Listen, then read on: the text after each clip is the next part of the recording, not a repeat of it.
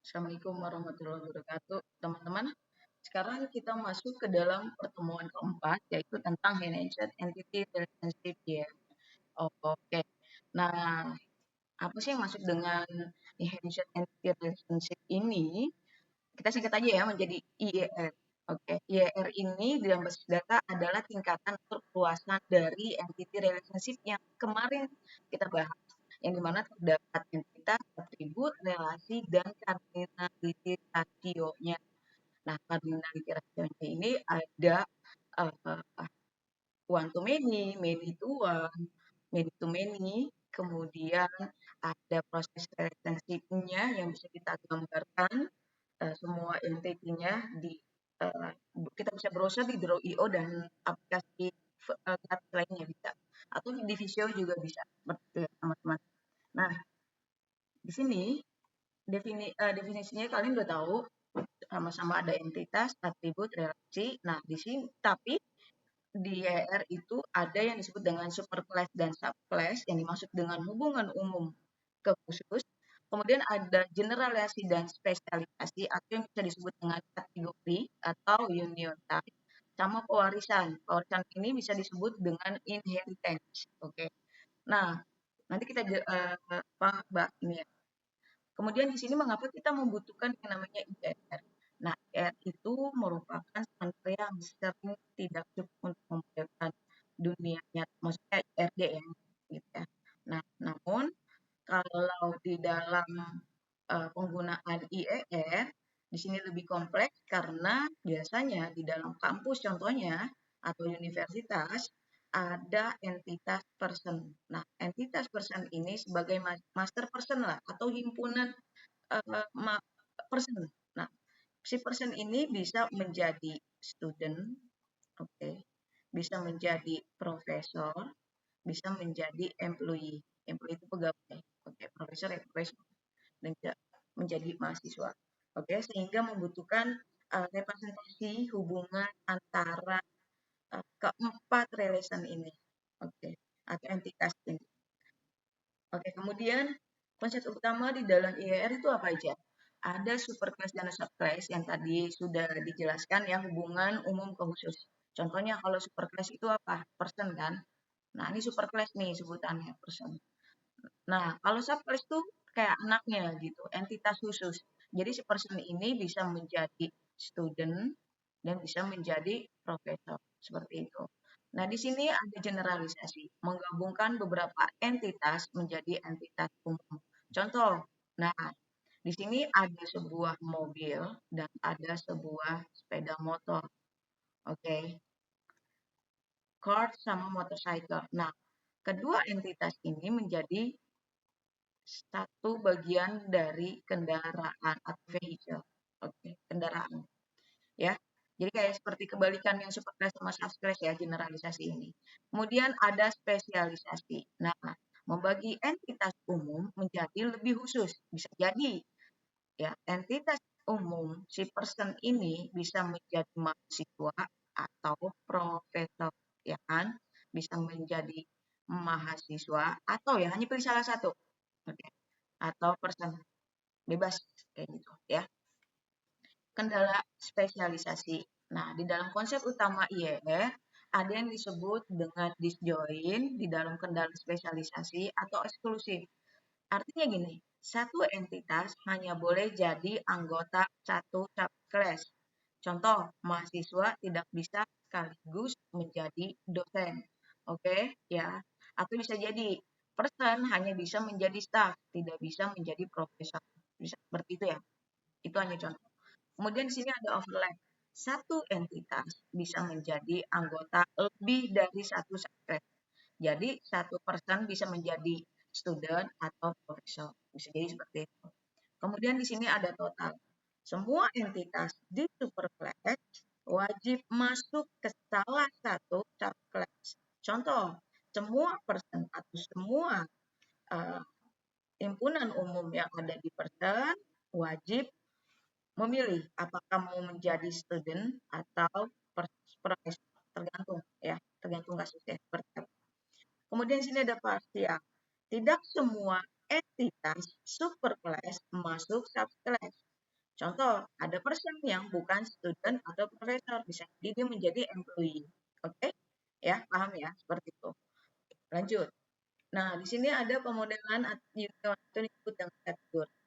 Di dalam union type digunakan saat subclass berasal dari gabungan beberapa superclass. Misalkan saja entitas owner. Oke. Owner itu owner ya, entitas owner. Owner itu kan pemilik.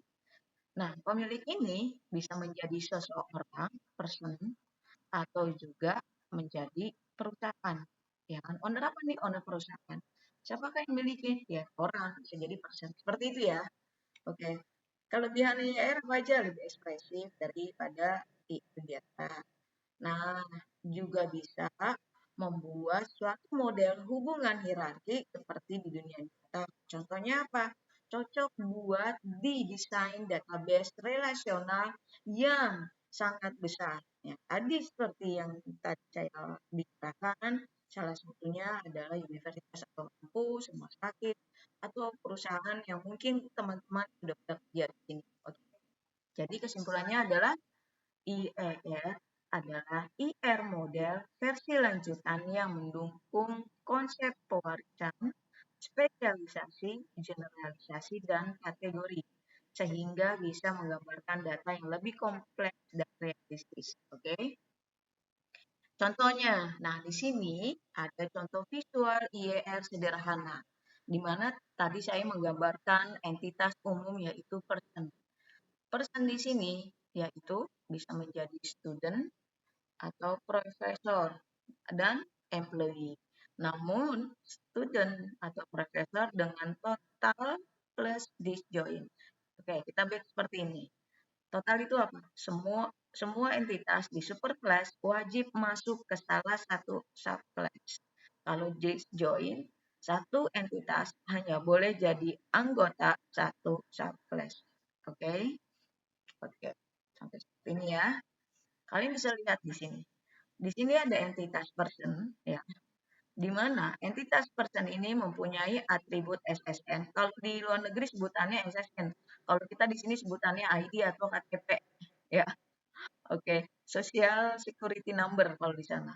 Ini pasti bahasa Inggris dulu ya. Nah, di sini kalau kita udah punya KTP atau ID kita sebagai seseorang, berarti kita punya nama dong. Kita juga punya address kayak gitu, punya alamat. Nah, si person ini ya kita bagi dulu nih. Ingat, saya hanya menggambarkan terlebih dahulu tentang overview secara keseluruhan. Oke, paham ya? Ya. Oke. Nah, kalau kalian lihat juga entitas person ini sebagai person. Oke. Entitas person yang maksudnya adalah sebagai superclass atau entitas umum, ya. Ini superclass. Superclass. Nah, yang mewakili semua orang yang ada di kampus atau di universitas. Kemudian, oke, baru kita tarik specialization. Nah, apa sih maksud dengan specialization dari person? Artinya spesialisasi dari seseorang tersebut. Oke, kita bagi lagi menjadi subclass. Ini subclass ya, yaitu student, profesor, sama employee. Student mempunyai major atribut maksudnya ya. Entitas student mempunyai major sama GPA. Paham ya teman-teman ya di sini ya. Oke. Major ini mahasiswa tingkatan berapa? Kalau GPA ini bahasa Inggris ya. Singkatan yaitu kayak IPK. Seperti itu. Oke. Ya. Seperti itu ya teman-teman ya. Ya. Kemudian, nah karena student di sini mewarisi atribut dari person. Student mewarisi pewarisan ya dari person, pewarisan. Oke. Dari entitas umum person, kemudian di sini ada profesor teman-teman. Profesor juga menjadi specialization atau pewarisan dari person. Sama nih antara student sama profesor. Namun di profesor mempunyai atribut yaitu rank sama salary, oke, ya, ada gaji sama ranknya, seperti itu. Sama-sama specialization, ya, itu kewajiban, seperti ini. Oke ya, teman-teman. Kemudian, nah, kalau kalian lihat di sini, ada employee. Nah, oke. Employee ini juga masuk ke dalam satu subclass juga. Tapi student sama profesor ya merupakan spesialisasi. Oke, paham ya? Merupakan spesialisasi. Oke. Kita lagi ngomongin total sama disjoint ini. Oke. Tadi balik lagi sini.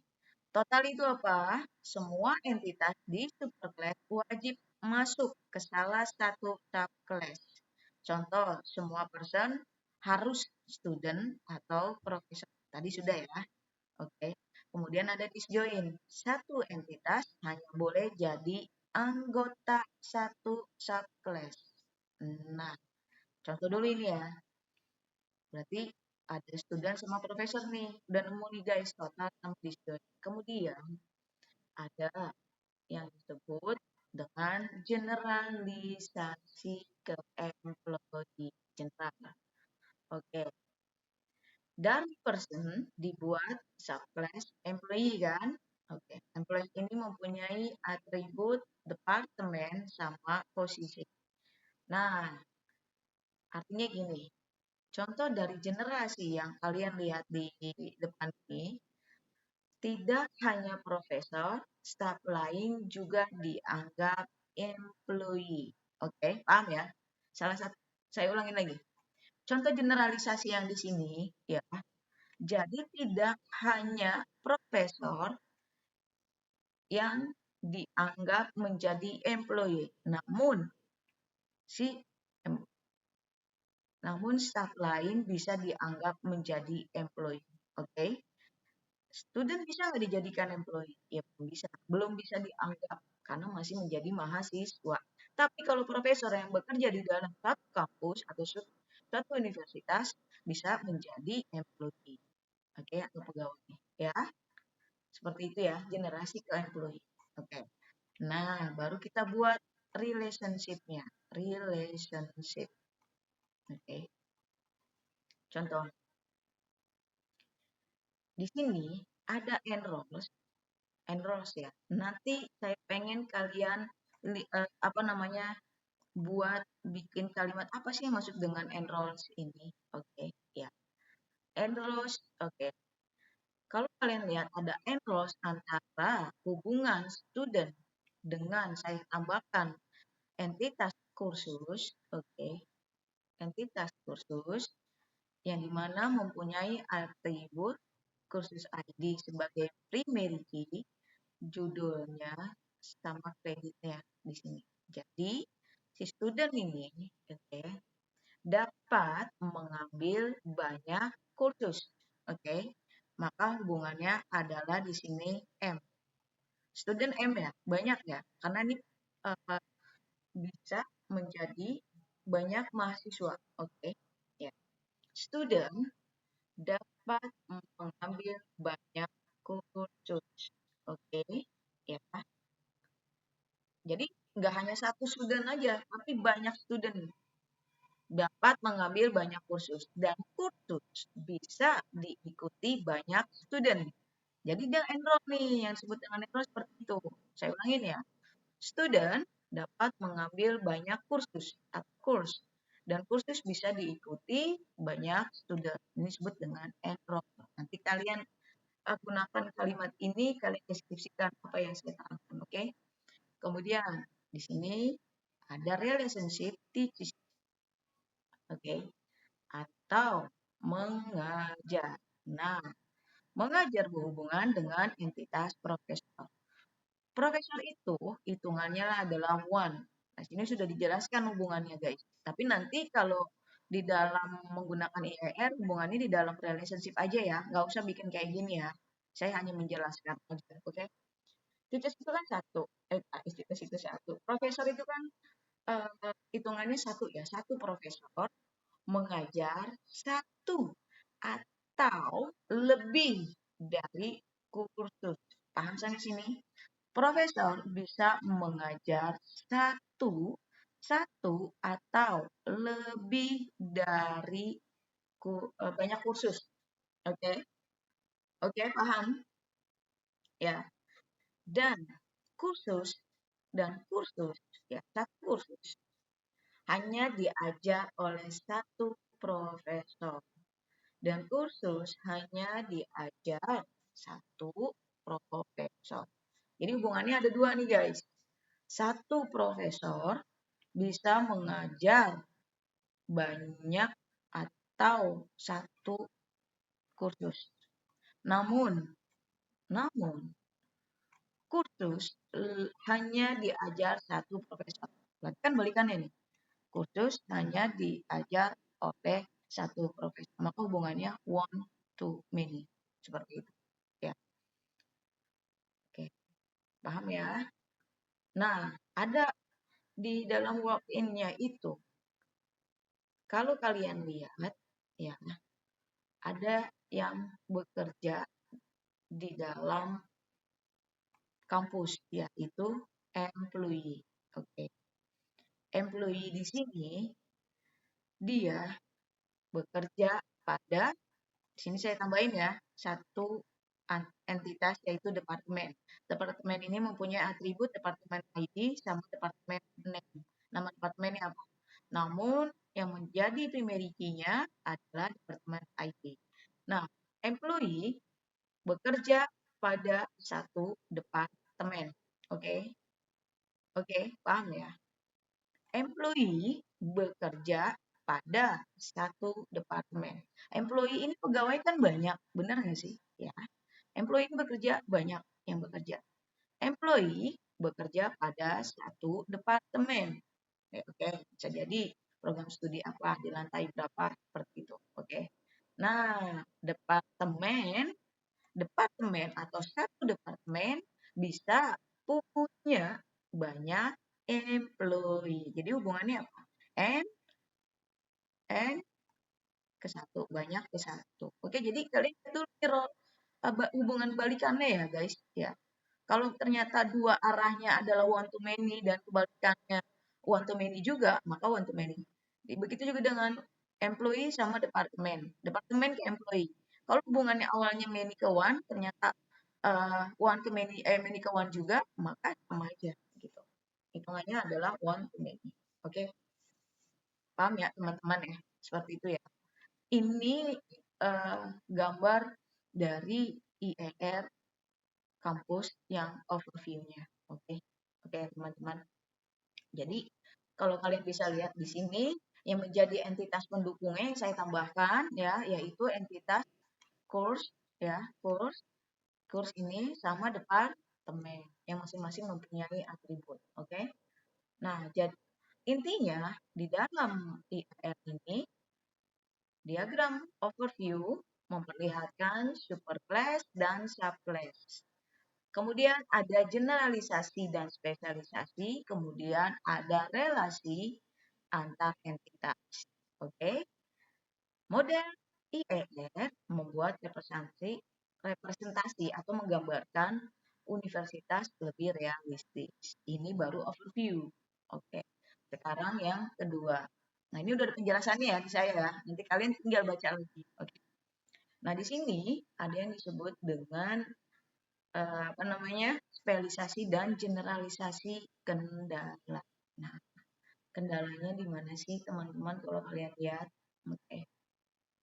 Ya, kendalanya di sini adalah kalau kalian lihat ada dua skenario kombinasi kendala di dalam IER, yaitu apa aja? Apa aja?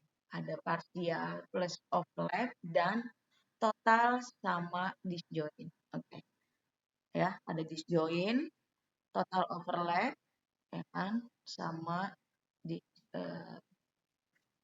sama apa parsial ya.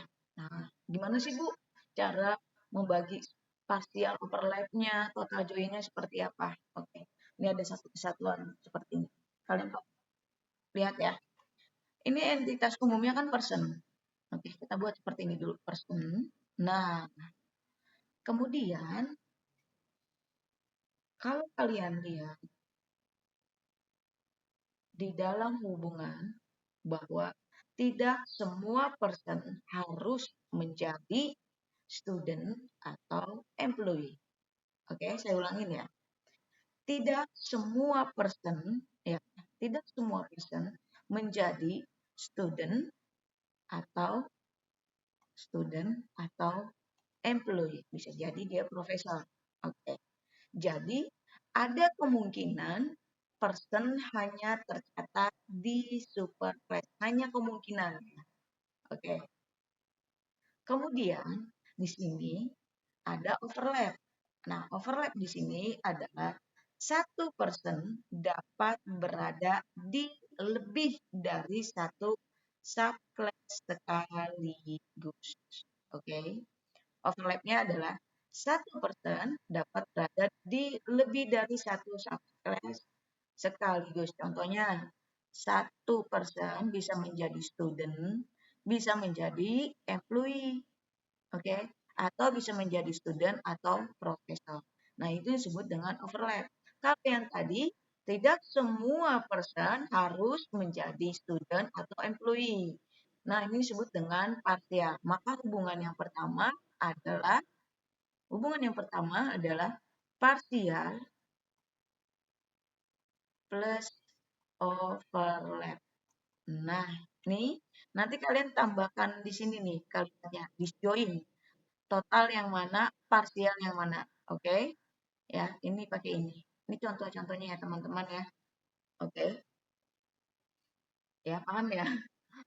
Ini oke. Contohnya saya mau kasih contoh ini deh. Misalkan ada table person, ya kan? Ini saya kasih contoh lagi. Nih. Nih, ada table person. Ini kalau contoh apa namanya di dalam table ya. Contoh, table person kan ada person ID, nama sama alamat. Oke, ya. Table studentnya tadi kita jadikan disjoin sama total. Kalau berdasarkan gambar ini, disjoin sama total kan. Oke, oke. Kalau profesor objek sama P ya. Di sini D sama T. Total, overlap, sama partial. Ini bukan objek, overlap maksudnya. Bisa kalian gambarkan pakai O atau pakai kalimat ini overlap. Boleh, bebas.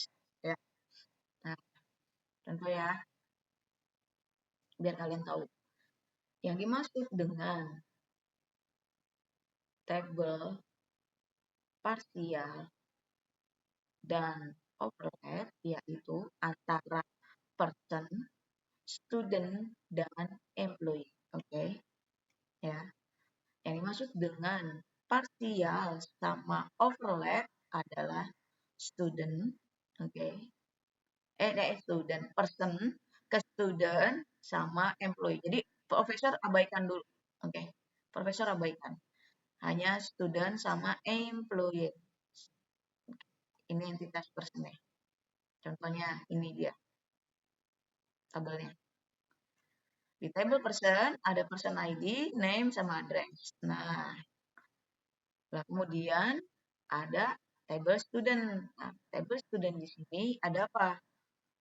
Person ID, FK sebagai foreign key ya, bukan lagi primary key. Karena dia nanti akan kita relasikan. Oke. Di sini ada major ya, jurusan, di sini ada impact-nya. Oke. Nah, kemudian di sini ada table employee. Table employee ini hubungannya overlap sama partial. Ada person ID, departemen, sama position. Ini udah saya isi nih, isi di dalam materinya apa record, disebut record ya. Oke. Contoh, interpretasinya seperti ini. Andi, ini hanya Andi ya. Ambil contoh Andi. Andi dengan person ID P001 sebagai student. Contoh doang ya. Sebagai student. Oke? Paham ya? Contoh doang. Andi sebagai student. Oke? Student. Kemudian kita ambil di sini. Budi ternyata adalah profesor. Oke. Kalau Andi adalah student, Budi adalah profesor. Dan Budi juga sebagai employee. Nah, ini disebut dengan contoh overlap.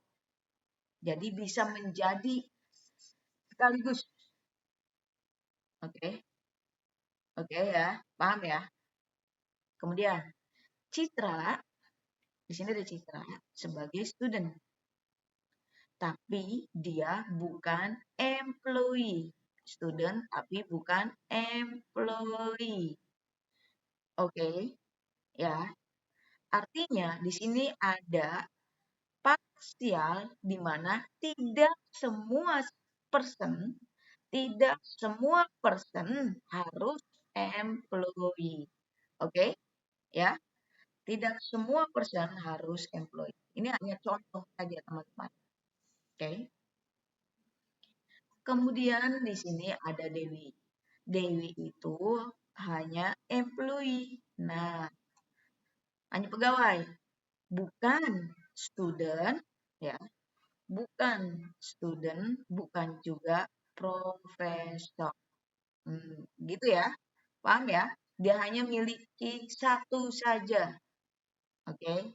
Satu profesi lagi itunya. Judulnya ya, intinya seperti itu. Paham ya sampai sini ya? Ini yang disebut dengan apa? Dengan parsial plus overlap. Oke. Parsial plus overlap. Ini udah ada nih contoh kalimatnya. Oke. Ya. Lalu biar nggak ngabisin tempat. Kemudian ya. Kemudian di sini ada hubungan yang disebut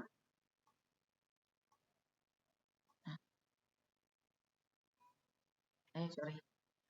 Nah, kalau kalian lihat lagi di sini ada contoh tentang total dan disjoint, yaitu di dalam table student sama profesor.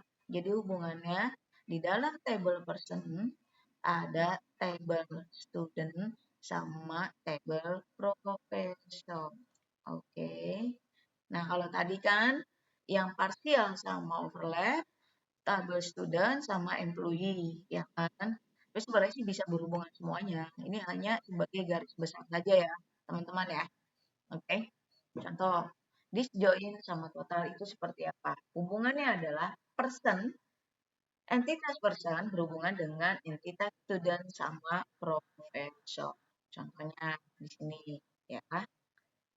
Interpretasinya adalah Andi. Aduh, saya hapus lagi deh nih.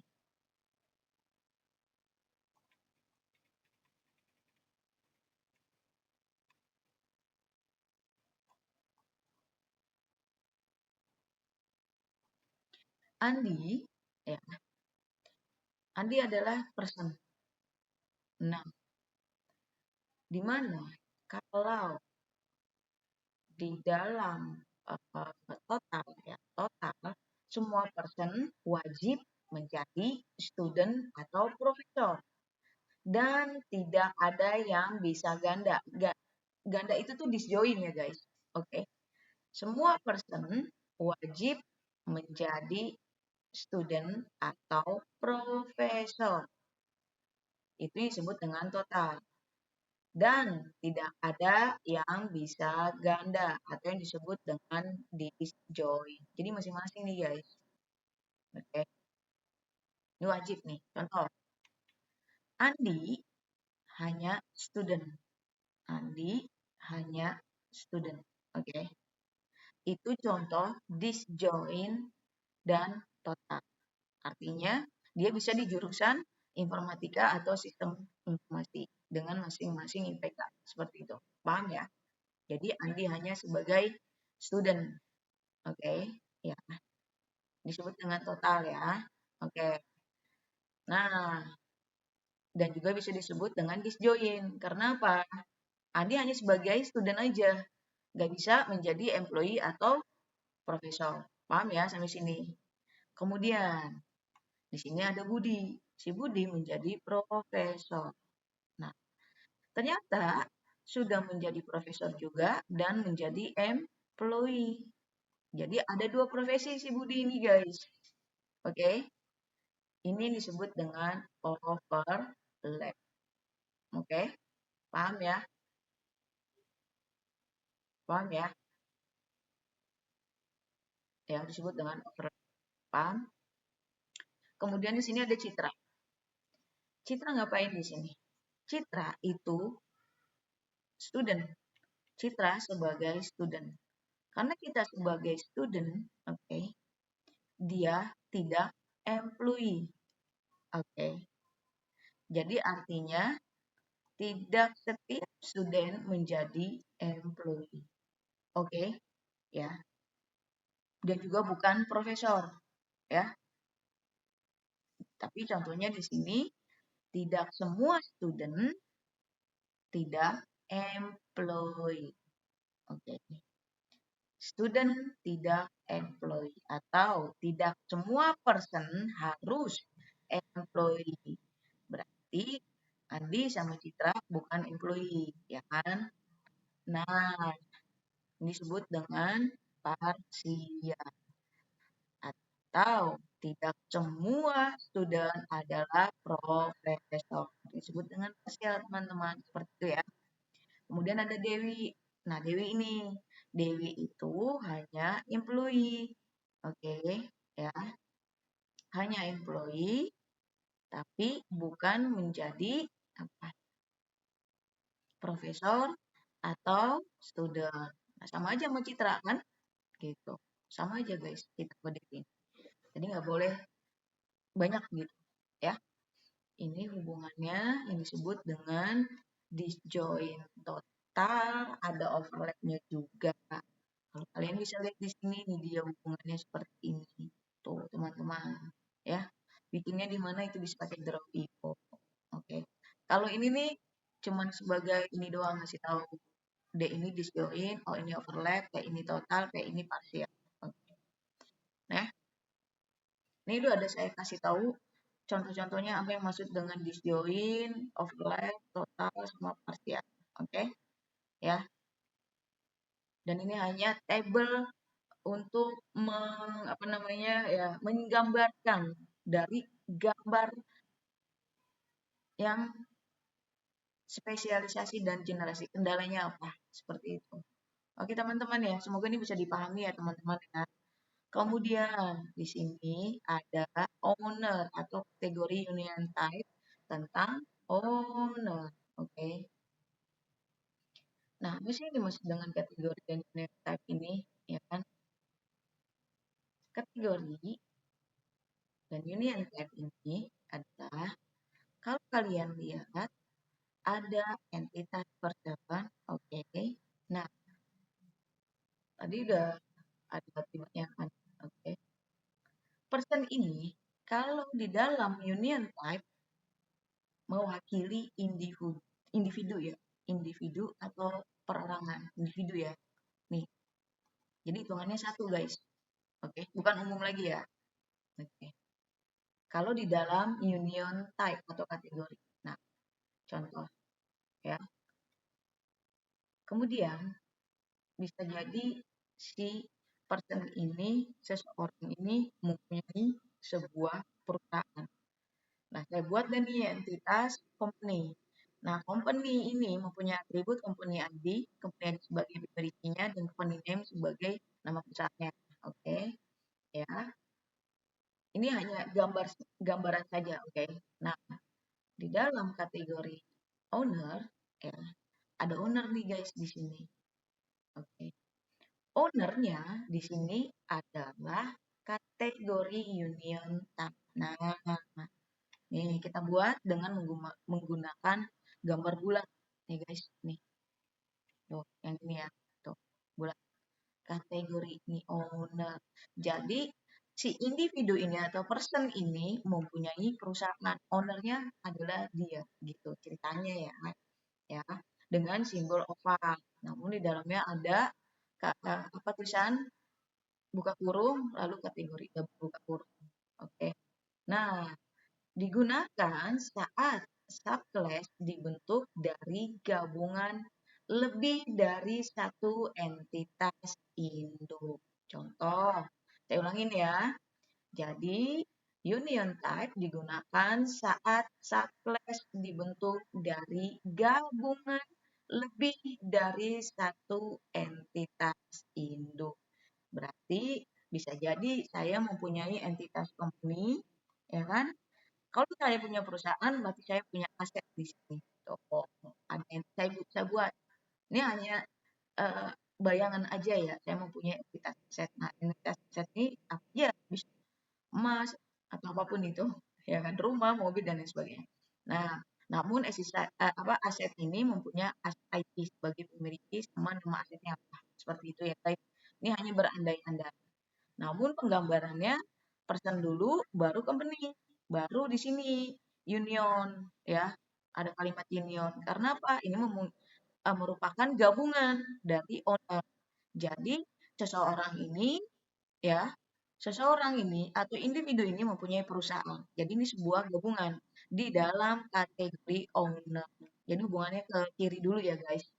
Oke. Nah, di dalam kategori entitas aset, ya, aset mewakili, yang tadi saya bilang, barang atau fasilitas yang dimiliki.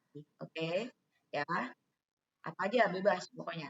Nah, kemudian ada relasi. Saya kasih relasi yang disebut dengan owns. Owns ini maksudnya kita pribadi ya, owners gitu kan. Bebas, nama relasi nanti bebas guys. Saya cuma ngambil aja owns, mempunyai gitu dari saya punya apa misalkan. Saya sudah punya perusahaan. Kemudian selain perusahaan saya juga punya aset kayak gitu, ya kan? Nah, oke, paham ya teman-teman ya. Jadi kita bikin relasinya adalah ons. Kayak gambar layangan atau bola ketupat ini nih. Tuh, ya. Ini ya guys. Tuh.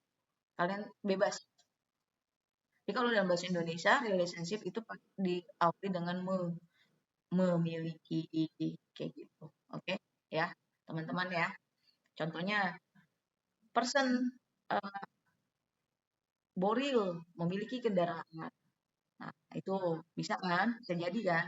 Atau perusahaan perusahaan maju mundur memiliki gedung kampus aset saya gitu kan misalkan. Itu bisa jadi.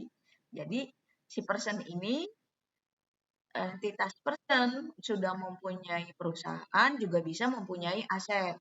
Nah, tapi si person ini bisa juga menjadi owner dari suatu perusahaan. Nah, karena saya mempunyai perusahaan atau perusahaannya itu juga bisa mempunyai aset kayak gitu. Gitu ya, teman-teman. Jadi dari diagram owner ini memperlihatkan bahwa ya, owner adalah owner adalah union ya atau gabungan dari person dan company. Oke, ya, kan udah kelihatan nih. Union, owner maksudnya adalah gabungan dari person sama company. Oke. Kemudian owner bisa memiliki aset. Gampang banget nih kalau membaca ini ya, membaca diagram yang ini. Beda sama yang tadi, spesialisasi. Kalau jadi intinya pokoknya kategori union type ini digunakan saat subclass owner. Ini jatuhnya subclass ya teman-teman ya, owner ya. Subclass ya si owner ini. Owner bisa dibentuk dari gabungan beberapa superclass. Jadi entitas person sama company sama-sama superclass. Paham ya? Oke. Jadi ada dua entitas superclass yaitu person sama company yang sama-sama mempunyai aset. Oke, seperti itu ya teman-teman ya. Oke, ini ada contohnya di bawah sudah saya kasih clue-nya seperti ini kalian tinggal baca. Nah, ini contoh-contohnya tuh. Tuh. Saya gambar Saya buat table ini berdasarkan gambar yang ada di sini. Tapi masukin recordnya gimana Bu? Namanya, person ID-nya ya bebas terserah kalian. Nah, nanti kalau pada saat ujian ya lihat dulu ada nggak ternyata ada record-recordnya nih. Ini kan saya hanya sebagai contoh aja kayak gitu ya. Tuh, ya. Nah, ini dia. Kalian tinggal baca. Contoh table person ID Andi sama Sinta. Ada table aset, gedung kampus sama kendaraan. Table company ada PT Maju Jaya ceritanya nih Sinar Abadi. Nah, di sini kalau kalian bisa lihat ada relasi owner sama aset nih. Tuh, aduh, owner sama aset. Nah, ini relasi dua table guys, ya. Owner sama aset. Ada dua table, owner sama aset ini dan ini dijadikan satu table gabungan dari aset sama owner, yaitu apa? Bebas, table relasi owner sama aset. Dipanggillah masing-masing primary key dari masing-masing table. Apa aja? Aset ID di dalam table aset sama owner ID. Udah nanti nomor apa nih saya punya apa gitu. Yang kemarin kita ngomongin database. Nah, untuk sintak query-nya di dalam Python, nanti saya langsung kasih aja ke kalian sudah ada database-nya, sudah ada kalian tinggal jalankan saja running, kemudian nanti kalian ada tugas ya. Oke. Nah, ini ada perbandingan kendala total disjoint versus partial overlap ya, perbandingan di sini. Nah, ini maksudnya keseluruhan aja ya, keseluruhan dari yang tadi saya jelaskan. Oke? Yang dimaksud dengan partial sama overlap apa sih? Berarti hubungan entitas person. Oke. Person yaitu antara menjadi student dan employee. Oke. Kemudian kalau total disjoint, ini disebut dengan partial overlap. Kalau total disjoint, person yaitu bisa menjadi profesor, bisa menjadi student, atau bisa menjadi keduanya. Atau hanya pilih salah satu dari profesi ini. Gitu. Jadi teman-teman harus paham dulu ya, maksud dengan parsial sama overlap itu apa, total sama disjoint itu apa. Nanti bikin ya. Nah, ini udah saya jelaskan di sini. Tuh, sudah ada semuanya. Kalian tinggal baca di mana kalau bentuk partial sama overlap dan total disjointnya di sini semua person wajib menjadi student atau profesor itu total dan tidak ada yang bisa ganda. Nah, gitu. Contohnya Fajar, mana Fajar? Fajar adalah student dan kita adalah profesor. Nah, dipanggil pesertanya. Oke. Nanti kita masuk ke dalam database ya guys.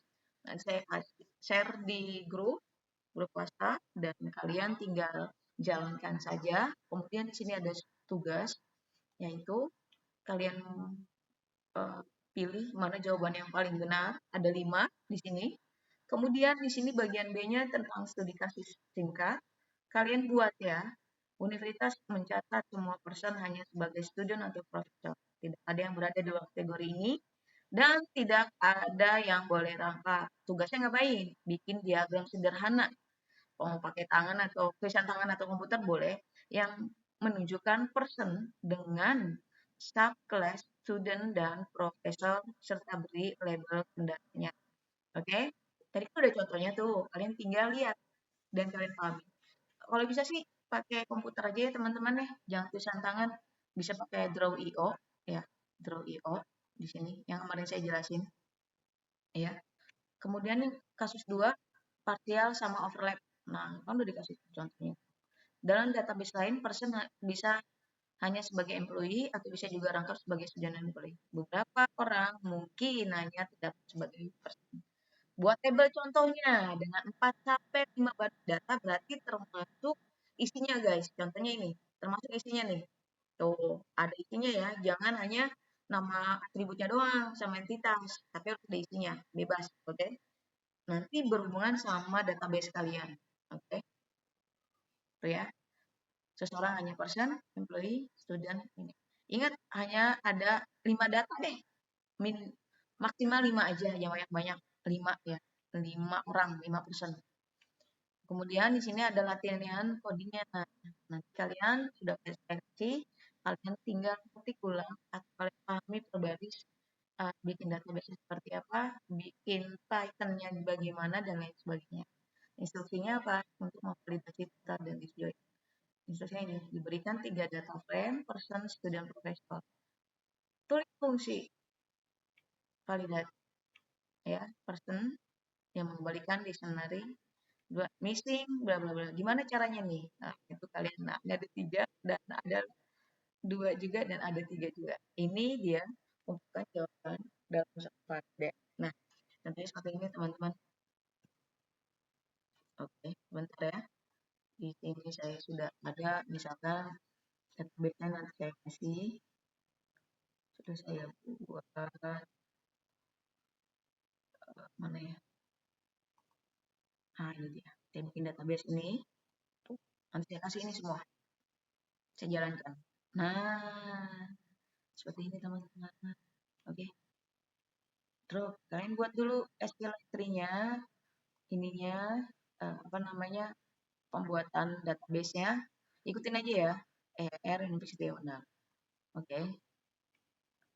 Nanti kalau yang soal, jawabannya ya bebas, database-nya bebas. Ini sudah ada. Kayak gini. Dan tinggal jalankan. Oke. Kalian tinggal jalankan. Sudah ada semuanya. Jalan atau tidak, ya. Tuh. Run, terus process and continue. Python. Oke. Ini banyak guys. Makanya saya nggak bisa ini satu-satu. Ya. Reconnecting, tungguin dulu. Oke. Python file lagi. Nah, nanti nongol di bawah, teman-teman. Kayak gitu. Nah, kalau nongol kayak gini, data create owner, artinya sudah uh, kita bisa berhasil membuat database owner, ya kan? Terus kemudian di sini ada apanya nih? Nah, ini skema SQL-nya nih, guys. Satu saya ini buka dulu deh. Database yang ini. Boleh, bebas. Pakainya Visual Code, boleh. Open ya. Oh, oke. Istilah binary ya. Coba. Nah, kayak gini guys. Oh, ini bisanya pakai ini guys. Apa namanya? TXT, file TXT ya. Mohon maaf ya. Bisa dibuat pakai file TXT. Notepad, notepad. Mana sih notepad? Nah, ini dia. Tuh. Atau apa yang lainnya tuh ada. Karena itu hitungannya udah DB di sini. Ya. Kemudian di sini ada kategori owner. Nah, tuh. Ini satu-satu nih. Ini kalau satu-satu. .SQL-nya nih, sintaknya nih guys. Kalau ini database yang berisi sintak-sintak membuat database, membuat table, kemudian tipe datanya apa aja ini. Nah, tapi kalau yang ini sintaknya nih kalian tinggal masukin namanya siapa, pacar, aset, ID dan lain sebagainya. Sama aja tuh. Ada nama Andi, nama apa Citra, Citra Maju Jaya dan lain sebagainya. Ya gitu ya teman-teman, nanti saya kasih semua. Oke? Terima kasih buat hari ini. Semoga bermanfaat. Tolong dikerjakan tugasnya waktunya hanya seminggu. Terima kasih. Assalamualaikum warahmatullahi wabarakatuh. Selamat siang.